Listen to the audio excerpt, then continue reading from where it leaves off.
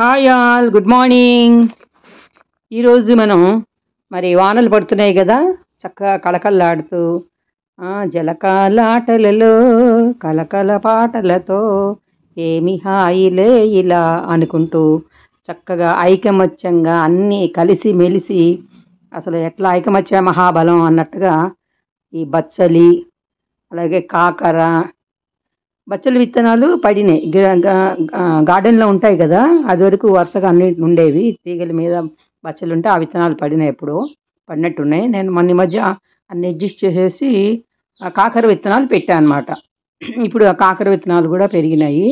మరి ఈ వానలకి వాటికి మనం పోసే నీళ్ళకి మరి హెవీ రెయిన్ అని చెప్పి పక్కగా కిందగా పెట్టా షేడ్లో.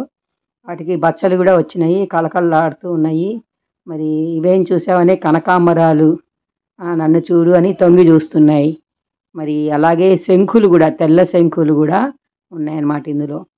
ఇవిగోండి తమలపాకులు, బచ్చలి కూడా, బచ్చల్లో తమలపాకులు కూడా ఉన్నాయి పక్కన. మరి ఆ తమలపాకుల చెట్లలో విత్తనాలు పడుతున్నాయి కదా, మరి అలా మొలుస్తూ ఉంటాయి అన్నమాట.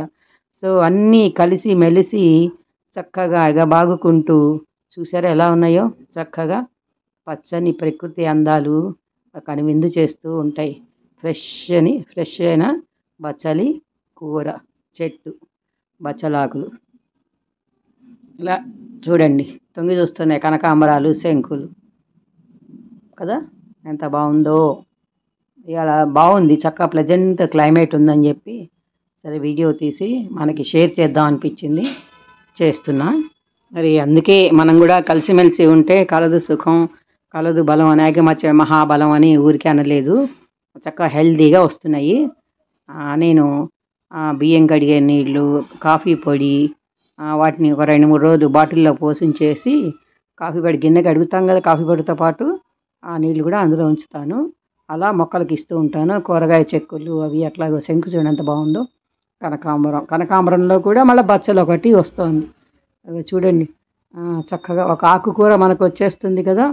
ఇలా శ్రద్ధగా పెంచుకుంటే పిల్లల్ని పెంచుకున్నట్టు మొక్కలు కూడా మనని పలకరిస్తుంటే, మనం కూడా మొక్కలను పలకరిస్తుంటే అవి మరింత ఆనందంతో మనకి ఇస్తూ ఉంటాయి అన్నమాట.